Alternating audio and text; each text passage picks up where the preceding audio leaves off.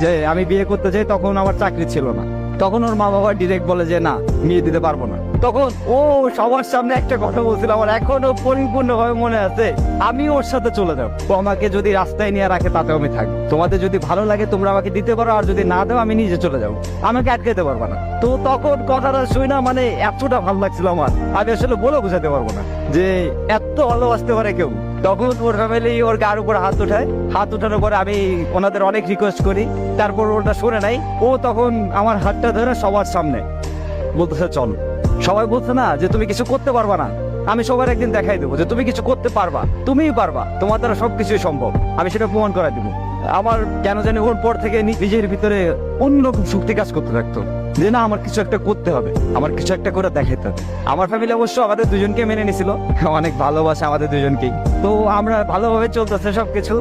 আমার ওই যে জেদটা, যে আমার বউ বলছিল যে না, তোমার কিছু একটা করে দেখাতে হবে আর তুমি পারবা, সেই জেদে আজকে আমি অনেক ভালো কিছু হয়ে গেছে জীবনে। একটা জিনিস কি জানেন, খুশি থাকার জন্য টাকা পয়সার দরকার হয় না। টাকা পয়সা আজ আছে কাল না, টাকা পয়সা আজকে নাই তো কাল আসবে, আসবে কিন্তু কিন্তু এমন একটা মানুষ দরকার, এমন একটা ভালোবাসার মানুষ দরকার, যে মানুষটা আপনার শেষ অবধি আপনার পাশে থাকবে, আপনার কাছে থাকবে, আপনাকে ভালোবাসে, আপনার হাতটা শক্ত করে জড়াতে রাখবে। মানে যেমনই পরিস্থিতি হোক, যেমন অবস্থা হোক, সে মানুষটা সবসময় আপনাকে বলবে যে আরে আসি তো আমি, তুমি টেনশন করতেছো কেন, আমি আসি না, তুমি ভয় পাও কেন, আমি কি চলে যাইতেছি, তুমি এত কিছু করতেছো তো শুধু আমার জন্য। তাহলে আমি যদি এতটুকু এই সামান্যতেই যদি থাকতে পারি তোমার কাছে, তাহলে তুমি কেন থাকতে পারবে না, তাই না?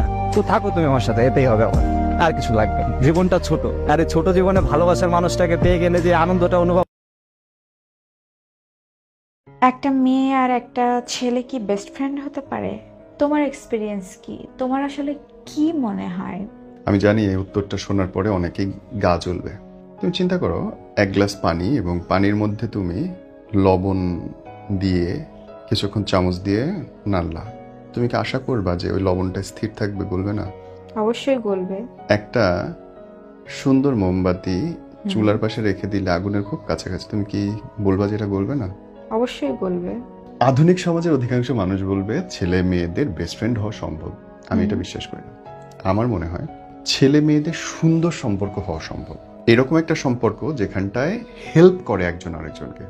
মেয়েরা অনেক কাজ করতে পারে না, সেটাতে ছেলে হেল্প করে, ছেলেরা অনেক কাজ বোঝে না, সেটাতে মেয়েরা হেল্প করতে পারে, এবং তাদের মধ্যে খুব সুন্দর গঠনমূলক সম্পর্ক হওয়া সম্ভব। তবে কোনো না কোনো পক্ষ আরেকজনের প্রতি শারীরিকভাবে আক্রান্ত হবেই, হয় সে প্রচার করবে, প্রকাশ করবে, না হয় সে করবে না। যত ভালো বন্ধুত্বই থাক, একটা পর্যায়ে গিয়ে যখন প্রেমের প্রস্তাব চলে আসছে, শারীরিক উদ্দেশ্য চলে আসছে, সেটাকে বন্ধুত্ব বলা উচিত না, কারণ বন্ধুত্ব কামহীন, বন্ধুত্বে কোনো শরীর থাকে না।